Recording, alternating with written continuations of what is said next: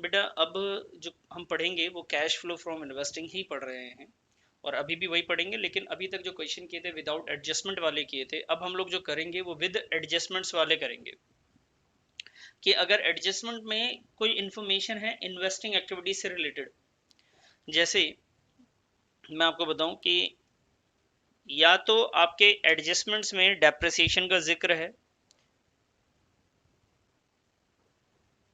Adjustment में आपके पास किस चीज का जिक्र है बेटा, डेप्रिसिएशन है या फिर सेल है,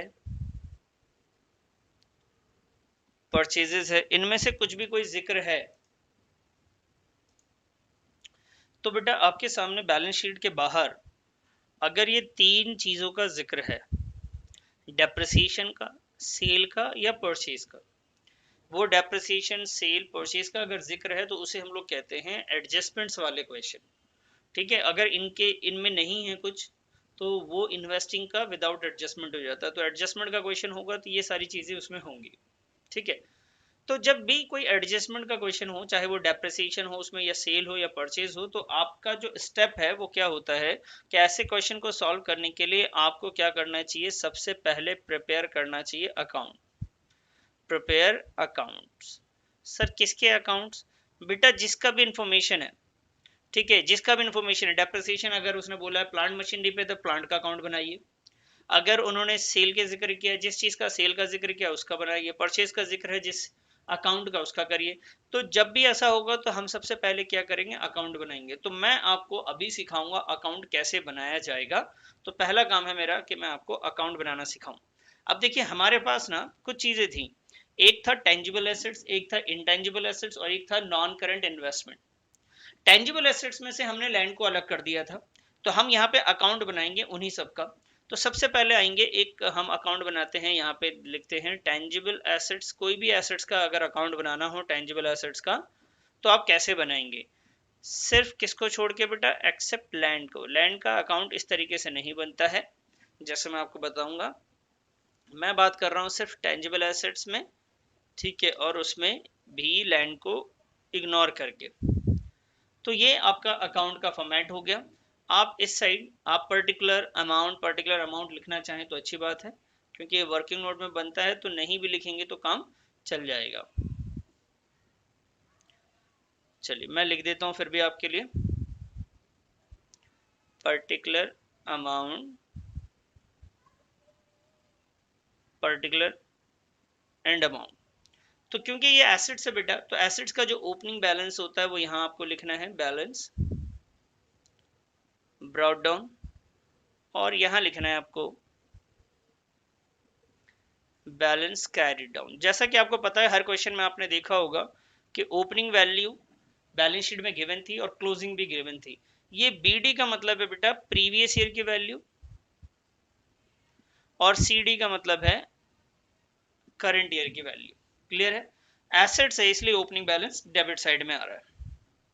अब एसेट्स इंक्रीज होगा तो डेबिट साइड लिखते हैं, डिक्रीज होता है तो कहां लिखते हैं बच्चे, क्रेडिट साइड लिखते हैं। ये भी आपको पता है कि इंक्रीज होगा तो डेबिट साइड, डिक्रीज होगा तो क्रेडिट साइड। अब किसी एसेट्स को इंक्रीज होने की जो वजह है वो एक है, वो है परचेज, और डिक्रीज होने की दो वजह बेटा, या तो डेप्रिसिएशन उस पर लगा होगा या फिर उसमें वो आपने सेल कर दिया होगा। तो जब भी डिक्रीज होगा तो ये दो चीजें क्रेडिट साइड आएंगी, एक तो डेप्रिसिएशन क्रेडिट साइड आएगा इसका, और अगर सेल होगा तो यहाँ पे बैंक सेल करके आप इसको लिखेंगे, और सेल होगा तो प्रॉफिट लॉस भी होगा, लॉस होगा तो क्रेडिट साइड होगा, प्रॉफिट एंड लॉस, यहाँ पे आप लॉस लिख देंगे। लेकिन सर अगर प्रॉफिट हो जाता है तो आप यहाँ लिखेंगे प्रॉफिट एंड लॉस में प्रॉफिट। समझ में आ गई बात आपको ये। तो फॉर्मेट में देखा जाए कि अगर आपको इन्फॉर्मेशन है, ये सारी इन्फॉर्मेशन आपको गिवन होगी, ज्यादा कोई टेंशन लेने की जरूरत नहीं है। ओपनिंग बैलेंस आप यहाँ लिख देंगे, क्लोजिंग बैलेंस लिखेंगे, डेप्रिसिएशन होगा तो यहाँ लिख देंगे, सेल की वैल्यू होगी तो यहाँ लिखेंगे, और प्रॉफिट लॉस होगा तो या तो लॉस होगा या तो प्रॉफिट होगा, दोनों में से कोई एक चीज होगी। और परचेजेस की अगर वैल्यू है तो आप यहाँ पे लिख देंगे। इतने ही चीजें इस अकाउंट में आती हैं बेटा। जो भी टेंजिबल अकाउंट है, टेंजिबल अकाउंट मतलब यहाँ पे बिल्डिंग होता है, प्लांट होगा, मशीनरी होगा, फर्नीचर होगा, सबका अकाउंट आप ऐसे ही बनाएंगे। लेकिन सर एक बात बताइए, अगर कोई इनटेंजिबल एसेट्स हो तब क्या होगा। तो मैं आपको उसका अकाउंट बना के नहीं दिखा रहा, लेकिन आपको बता देता हूं। अगर इनटेंजिबल होगा तो आप क्या करेंगे, इस डेप्रिसिएशन की जगह सिर्फ क्या लिखेंगे वहां पे, अमोर्टाइजेशन। मतलब कि इंटेंजिबल एसेट्स का अकाउंट बनाना है तो आपको सारी इंफॉर्मेशन वैसी रखनी है, लेकिन यहाँ पर डेप्रिसिएशन की जगह क्या आ जाएगा, सिर्फ अमोर्टाइजेशन आ जाएगा। चलिए मैं उसको बना देता हूँ, वीडियो को पॉज कर लीजिए, आप इसको नोट कर लीजिए।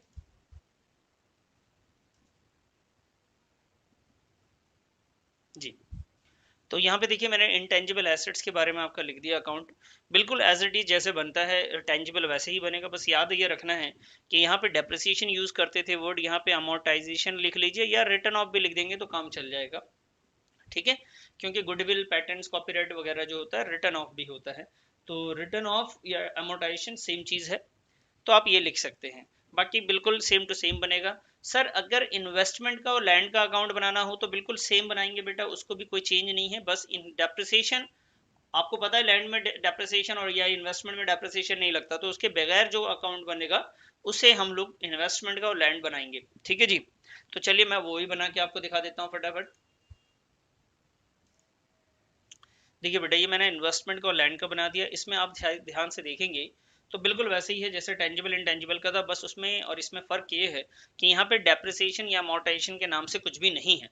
तो जब भी इन्वेस्टमेंट लैंड का अकाउंट बनेगा वहाँ पे डेप्रिसिएशन और अमोर्टाइजेशन नहीं आएगा। तो ये अकाउंट हम कब बनाएंगे, फिर से मैं आपको दोहरा देता हूँ, ये अकाउंट तब बनाएंगे जब एडजस्टमेंट्स आपका या तो सेल का या तो परचेजेस का या फिर डेप्रिसिएशन वगैरह का आपको इन्फॉर्मेशन दे रखा होगा एडजस्टमेंट में, तब बनाएंगे, वरना आपको अकाउंट बनाने की जरूरत नहीं है।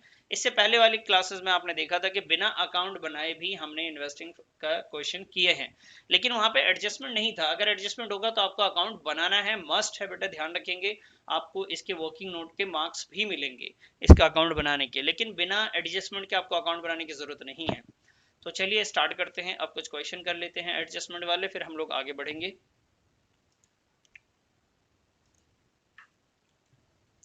आइए बेटा क्वेश्चन नंबर 47, इसमें हम लोग देखते हैं, इसमें एडजस्टमेंट है तो नॉन करेंट इन्वेस्टिंग एक्टिविटीज को बना के हम देख रहे हैं कि किस तरीके से बनेगा इसका जरा। जी, तो आप देखिए एडजस्टमेंट्स में मैं पहले दिखा दूं आपको क्या इन्फॉर्मेशन है एडजस्टमेंट्स में। नीचे देखिए क्या लिखा हुआ बेटा, एडिशनल इन्फॉर्मेशन में depreciation of ₹10,000 has been charge on plant and machinery. Plant and machinery पे जो डेप्रिसिएशन है वो कितना लगाया जा रहा है, वो डेप्रिसिएशन है बेटा 10,000 का, ठीक है। तो डेप्रिसिएशन हमारा है 10,000 का। अगर सर इन्फॉर्मेशन सिर्फ डेप्रिसिएशन है फिर भी अकाउंट बनाएंगे, मैंने आपको बताया था बेटा डेप्रिसिएशन होगा, परचेज है या सेल की इन्फॉर्मेशन है, आपको अकाउंट बनाना पड़ेगा। तो सर इस बार अकाउंट किसका बनाएंगे बेटा, जिसके बारे में जिक्र है, जैसे प्लांट एंड मशीनरी है तो प्लांट एंड मशीनरी का आप अकाउंट बनाएंगे, उसके बाद ही इन्वेस्टिंग आप कैलकुलेट करेंगे। वैसे अगर आप देखिए बिना अकाउंट बनाए तो आपको लगेगा कि 1,50,000 से 90 हो गया, वैल्यू कम हो रही है तो ये डेप्रिशिएट हुआ होगा, ठीक है जी। तो हम इसका अकाउंट बनाते हैं, यहाँ पे तो डेप्रिसिएशन आपको दिख रहा है 60,000 है, लेकिन एडिशनल इन्फॉर्मेशन के हिसाब से डेप्रिसिएशन 10,000 है। तो हमें क्या चाहिए कि पहले इसका अकाउंट बनाना चाहिए। आइए मैं करता हूं और आप भी साथ साथ में करेंगे। तो अकाउंट बनाने के लिए ये टेंजिबल एसेट्स है, अकाउंट बनाना है, फॉर्मेट तैयार कीजिए। सबसे पहले आप लिखेंगे यहाँ पे प्लांट, क्वेश्चन नंबर 47 है बेटा, plant and machinery, plant and machinery account, plant and machinery account में मैं यहाँ पे लिखूंगा ओपनिंग बैलेंस।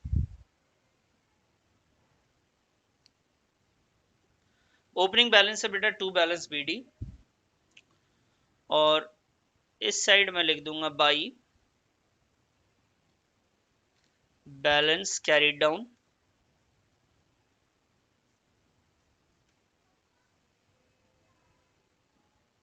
ठीक है सर। तो ओपनिंग बैलेंस है 90,000 और 1,50,000, तो ये आ गया कितना 90,000, और ये कितना आ गया सर 1,50,000। 90,000 और कितना आया भाई 1,50,000, ये ओपनिंग और क्लोजिंग है, ये प्रीवियस ईयर की वैल्यू है, और बेटा ये वाली वैल्यू करंट ईयर की है।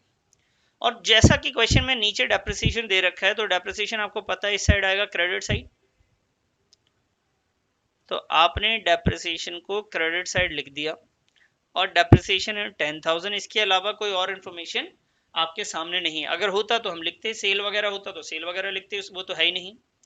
तो इसका टोटल करेंगे 150 और 10 होता है बेटा 1,60,000, और इस साइड भी 160 आना चाहिए, दोनों साइड इक्वल होना चाहिए। तो इधर डिफरेंस दिख रहा है, 160 में से 90 आप घटा देते हैं तो 70,000 का डिफरेंस है, और डिफरेंस है इधर, तो इसका मतलब है कि बेटा इधर आएगा बैंक परचेजेस। सर आपने बैंक क्यों लिखा? यहाँ पे तो दो चीजें आती थी, एक प्रॉफिट एंड लॉस और एक बैंक आता था। बेटा प्रॉफिट एंड लॉस तब लिख सकते हैं जब सेल होता है, तो सेल तो हो नहीं रहा है ना, तो परचेज ही हुआ होगा। क्लियर हो गई? अब इसे करने के बाद आप वो नीचे लाइन को उतारेंगे, लिखेंगे परचेजेस ऑफ प्लांट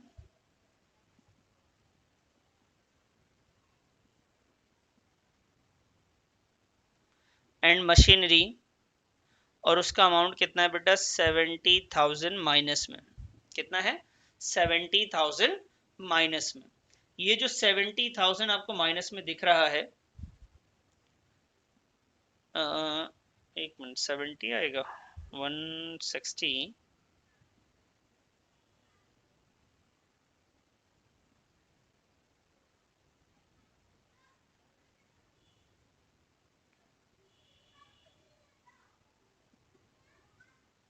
जी कितना दिख रहा है बेटा हमें?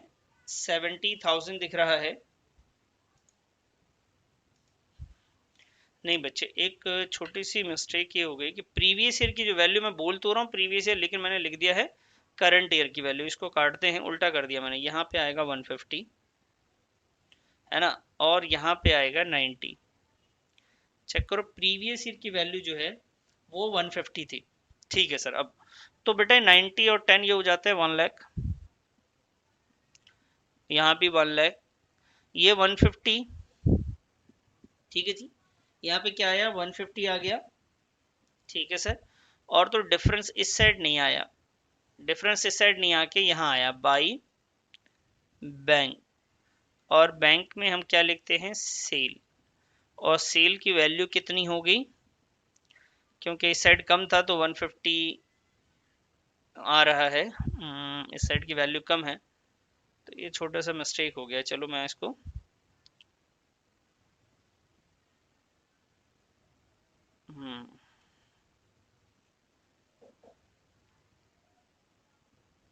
हाँ जी, तो ये 150, इसको मैं दोबारा ही कर देता हूँ यार, क्यों इतना टेंशन लेना है, ठीक है ना।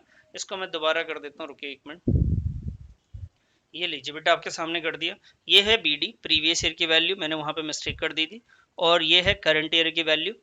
उसके बाद डेप्रिसिएशन दे रखा था, और 90,000 ये सब, तो दोनों साइड इक्वल किया। इक्वल करने के बाद यहाँ पे डिफरेंस आया, ये बैलेंस आ गया एक तरीके से। दोनों साइड को टोटल करके देखा तो 50,000 का बैलेंस आ गया। तो ये एक ही लाइन है हमारे पास, और इसको नीचे उतारेंगे और लिखेंगे सेल ऑफ प्लांट एंड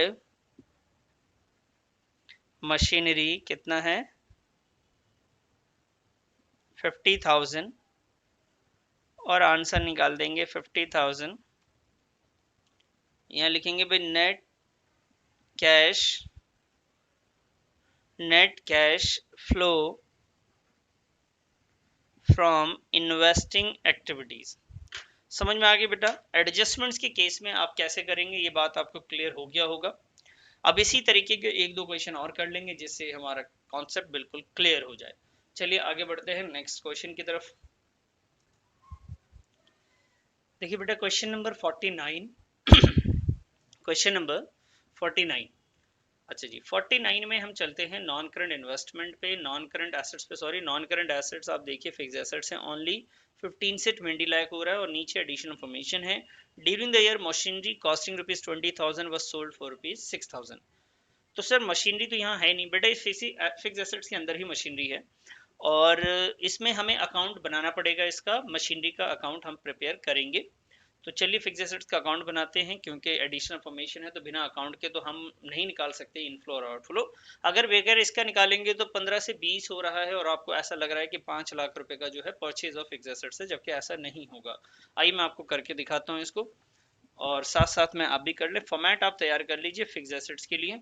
ये देखिए फिक्स एसेट्स का अकाउंट हमने बना लिया। आइए जी फिक्स एसेट्स का अकाउंट हम लोग बना लेते हैं, एक मिनट रुक जाएं। ये लो जी फिक्स एसेट्स का एक फॉर्मेट हमने तैयार करा जिसका ओपनिंग बैलेंस है, और ध्यान से देखिएगा मेरी तरह गलती नहीं करेंगे आप। ओपनिंग बैलेंस में ओपनिंग बैलेंस 15 लाख है बेटा इसका, और क्लोजिंग बैलेंस इसका है 20 लाख। ठीक है जी। और उसके बाद नीचे डेप्रिसिएशन गिवन नहीं है, मशीनरी की कॉस्टिंग है और सोल्ड वैल्यू। तो सेल जो है वो हम लिख लेते हैं बाई बैंक। बाई बैंक से हम लोग लिख लेते हैं बेटा सेल, और सेल की वैल्यू कितनी है 6000 है। ठीक है, प्रॉफिट लॉस आप निकाल सकते हैं। देखिए बेटा इस चीज की ना जो कॉस्ट प्राइस थी, जो मशीन जो हमने बेचा है उसकी कीमत जो थी बेटा वो 20,000 की थी, और सेल वैल्यू जो है बेटा,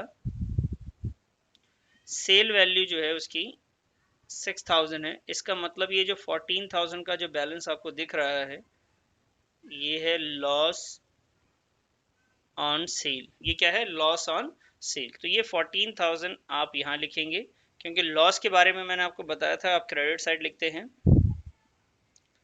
यहाँ लिखा आपने लॉस, और कोई इन्फॉर्मेशन नहीं है, इवन डेप्रिसिएशन भी नहीं है, परचेज के बारे में कोई जिक्र नहीं है। तो आप दोनों साइड को इक्वल कर लीजिए।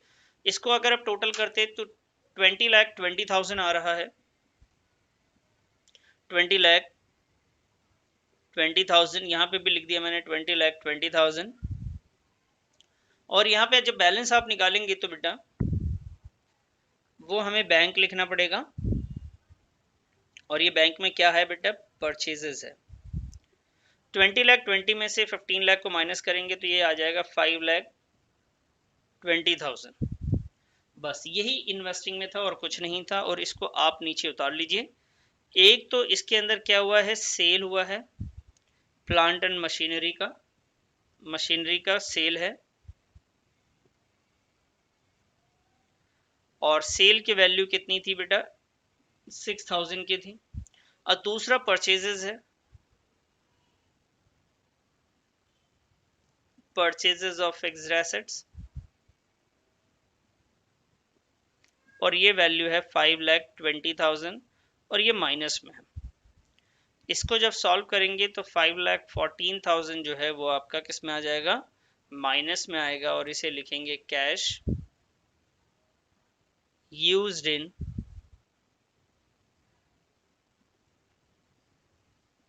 Investing activities, cash used in investing activities. ये जो क्वेश्चन हमने किया है वो किया है बेटा हम लोगों ने 49, मेरी बुक में 49 है, आप अपने बुक से इसको मैच कर लीजिएगा।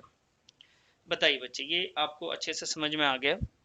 तो आपको ये आ गया होगा एडजस्टमेंट्स में। और एक तरीके का और एडजस्टमेंट होता है, 11th स्टैंडर्ड में हमने पढ़ा था, एक डेप्रिसिएशन अकाउंट होता था। तो वहां पे आप प्रोविजन फॉर डेप्रिसिएशन अकाउंट देखते थे किसी एसेट्स का बनाने के लिए। तो ऐसे भी क्वेश्चन है जहाँ पे प्रोविजन फॉर डेप्रिसिएशन भी अकाउंट बनाना है। आपके इस बुक में जो प्रोविजन फॉर डेप्रिसिएशन की जगह जो वर्ड यूज किया गया है वो किया गया है एक्यूमुलेटेड डेप्रिसिएशन। तो एक्यूमुलेटेड डेप्रिसिएशन का अकाउंट भी बनाया जा सकता है, वो भी मैं आपको सिखाऊंगा कैसे बनाया जाता है। वो आगे चलेंगे फिर देखते हैं कि एक्यूमुलेटेड डेप्रिसिएशन का अकाउंट कैसे बनाया जाता है। आप पहले यहाँ तक की प्रैक्टिस कर लीजिएगा। इसके बाद मैं एक क्वेश्चन आपको लेके चलता हूँ 50। ठीक है बेटा, पहले मैं आपको 50 सिखाता हूँ, उसमें देखते हैं कि सर अकाउंट बनाने की हमें ज़रूरत है या नहीं है। चलिए जी, ये देखिए मेरे सामने क्वेश्चन नंबर 50। ठीक है जी, आप अपने में से मैच कर लीजिएगा 50 को। तो 50 में आप देखिए तो हमारे पास एक फिक्स एसेट्स है। फिक्स एसेट्स में हमारे पास टेंजिबल है, इंटेंजिबल है, नॉन करंट इन्वेस्टमेंट है, कई सारी चीज़ें हैं। टेंजिबल एसेट्स में है नोट नंबर 1 और नोट नंबर 5, इंटेंजिबल का है 6, और नॉन करंट इन्वेस्टमेंट तो है ही। ठीक है, तो टेंजिबल एसेट्स का नोट नंबर 5 है। तो आइए जी नोट नंबर 5 पे चलते हैं। नीचे आप देखिए नोट नंबर 5 आपके सामने दिख रहा होगा, जिसमें मशीन है और एक्यूमुलेटेड डेप्रिसिएशन है। और बैलेंस शीट के बाद अगर आप देखेंगे तो कोई भी एडिशनल इन्फॉर्मेशन नहीं है यहाँ पे। और नेक्स्ट पेज पे अगर आप देखते हैं तो नेक्स्ट पेज पे एडिशनल इन्फॉर्मेशन है, मैं आपको दिखा देता हूँ। ये देखिए नेक्स्ट पेज पे आपका एडिशनल इन्फॉर्मेशन है, एक तो डिबेंचर से रिलेटेड है, एक टैक्स से रिलेटेड है। तो मतलब ये हुआ कि नॉन करंट इन्वेस्टमेंट जो है उससे रिलेटेड कोई भी सॉरी नॉन करंट एसेट जो है उससे रिलेटेड कोई भी एडजस्टमेंट्स नहीं है, डायरेक्ट वैल्यू है। तो डायरेक्ट वैल्यू में हम क्या करते हैं, जैसे आपके पास है मशीनरी, मशीनरी की वैल्यू आपके पास 8,21,000 था, उसके बाद वो इंक्रीज होकर 12,03,000 हो गया। आप नीचे वाली वैल्यू को नहीं देखते बेटा, आप ऊपर वाली वैल्यू को देखते हैं। उसके बाद इंटेंजिबल एसेट्स में गुडविल है, गुडविल आपका 30,000 से लेके 20,000 हो रहा है, तो ये तो रिटर्न ऑफ हो रहा है। और या तो अमोर्टाइजेशन आप इसे कह सकते हैं। अगर वैल्यू डिक्रीज हो रही है तो वो तो आपकी इन्वेस्टिंग एक्टिविटीज का पार्ट नहीं है। चलिए आइए बनाते हैं इसको भी जरा, और आप भी बनाइए। आइए जी, 49 के बाद हम कर रहे हैं 50।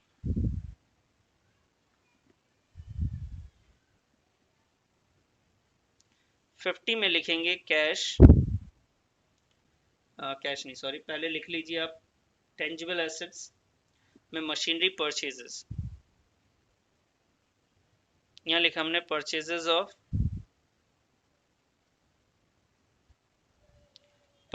ऑफ मशीनरी, और ये 8 लाख से 12 लाख हो गया है। एक मिनट मैं माइनस कर लेता हूं जरा।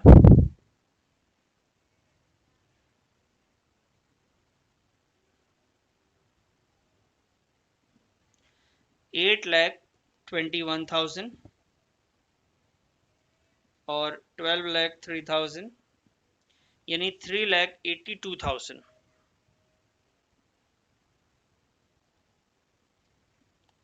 3,82,000 का क्या है बेटा, परचेजेस है। उसके बाद इंटेंजिबल एसेट्स पे आ जाएं, तो वो उसका रिटर्न ऑफ हो रहा है, उसकी वैल्यू कम हो रही है। और उसके बाद नॉन करंट इन्वेस्टमेंट पे आ जाइए। तो नॉन करंट इन्वेस्टमेंट को अगर आप देखते हैं तो 75 से 1 लाख हो गया, तो उसे क्या बोलेंगे आप, purchases of non current investment. और purchases of non current investment अगर 75 से 1 लाख हो गया यानी 25,000 का परचेजेस है। तीन चीजें थी, एक तो गुडविल इसमें भी था, गुडविल को हमने नहीं लिया क्योंकि उसकी वैल्यू कम हो रही है, तो उसे हम लोग कहते हैं रिटर्न ऑफ। चलिए इसको कैलकुलेट कर ले बेटा, 3,82,000 प्लस 25,000 ये होता है जी 4,07,000। कितना हो रहा है हमारे पास, 4,07,000। ये लीजिए 4,07,000 की माइनस की वैल्यू है, लिख लीजिए net cash used in investing activities. तो हमने ये भी कर लिया, समझ में आया आपको। यहाँ पे बिना एडजस्टमेंट का था क्वेश्चन, लेकिन कैटेगरी एडजस्टमेंट की थी, मतलब नॉन करंट इन्वेस्टमेंट में, आपके नॉन करंट एसेट्स में एडजस्टमेंट नहीं था, बाकी चीज़ों में एडजस्टमेंट है। इसी तरीके से आप 51 भी कर सकते हैं, उसमें भी कुछ खास नहीं है। आपको सिर्फ एक ही चीज़ बताना रह गया बेटा, वो है हमारे पास क्वेश्चन, ऐसे क्वेश्चन जिसमें एक्यूमुलेटेड डेप्रिसिएशन का भी अकाउंट बनाना पड़े। ठीक है, तो चलिए कुछ और क्वेश्चन ले लेते हैं, कुछ और आसान टाइप का पहले क्वेश्चन देख लेते हैं। आप इतना नोट कर लीजिए पहले। आइए जी, क्वेश्चन नंबर हमारे पास है 30। आप मैच कर लीजिएगा, इसको बुक में देख लीजिएगा, कहीं पे होगा। Question number 30। क्वेश्चन नंबर 30 में क्या है कि देखिए यहाँ पे ऑलरेडी गिवन है, बस उतारना है आपने, कुछ नहीं करना। देखिए परचेजेस ऑफ मशीन पहले से दे रखा है, परचेजेस ऑफ गुडविल गिवन है, सेल ऑफ मशीन है, सेल ऑफ इन्वेस्टमेंट है, परचेजेस ऑफ इन्वेस्टमेंट है, सेल ऑफ पैटेंट्स है, इंटरेस्ट एंड डिविडेंड रिसीव्ड है। इंटरेस्ट एंड डिविडेंड रिसीव है, इसका मतलब कि आपने जो इन्वेस्टमेंट कहीं किया होगा उस पर इंटरेस्ट मिल रहा है, और ये इन्वेस्टिंग एक्टिविटीज का पार्ट होता है। Building was purchase an investment out of surplus, एक बिल्डिंग हमने खरीदी है जो भी हमने कमाया था उससे, और उसको हमने रेंट पे लगा दिया। तो बिल्डिंग को अगर रेंट पे लगाते हैं और उससे कोई इनकम होती है तो बेटा वो भी इन्वेस्टिंग एक्टिविटीज का पार्ट होता है। तो आइए क्वेश्चन नंबर 30 को भी देख ले जरा।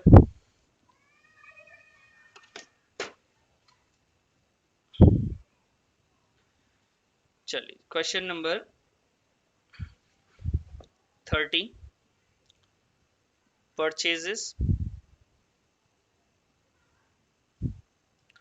परचेजेस ऑफ मशीन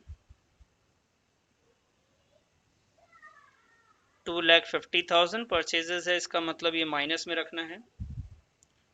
उसी तरीके से परचेजेज ऑफ गुडविल भी है आपके पास, 1 लाख, इसको भी माइनस करना है बेटा। फिर है आपके पास sale of machine, sale of machine 35,000 है, प्लस में रखना है आपने। सेल ऑफ इन्वेस्टमेंट भी है,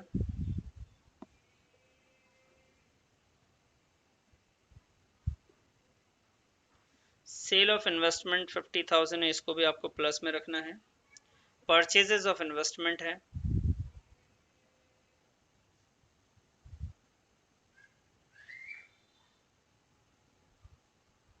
परचेजेस ऑफ इन्वेस्टमेंट 1,50,000 है, ये माइनस में हो जाएगा। सेल ऑफ पैटेंट्स है,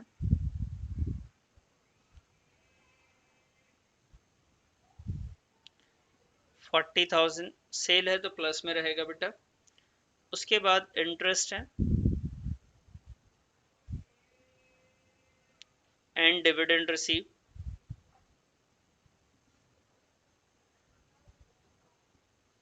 इंटरेस्ट एंड डिविडेंड रिसीव कितना है भाई, 10,000 है, प्लस में आएगा। और रेंट रिसीव फ्रॉम बिल्डिंग है, तो रेंट रिसीव्ड भी इसी का पार्ट है, रेंट रिसीव्ड, उसका अमाउंट है बेटा 20,000 का, प्लस में है। ठीक है जी, और इसको हम लोग सॉल्व कर लेते हैं, एक बार चेक कर लेते हैं कितना आ रहा है। 2,50,000 प्लस 1 लाख प्लस 150, सारे माइनस माइनस वाले को पहले प्लस कर लिया मैंने, और 35,000 उसमें से हटाया, फिर 50,000 को भी मैंने माइनस कर दिया,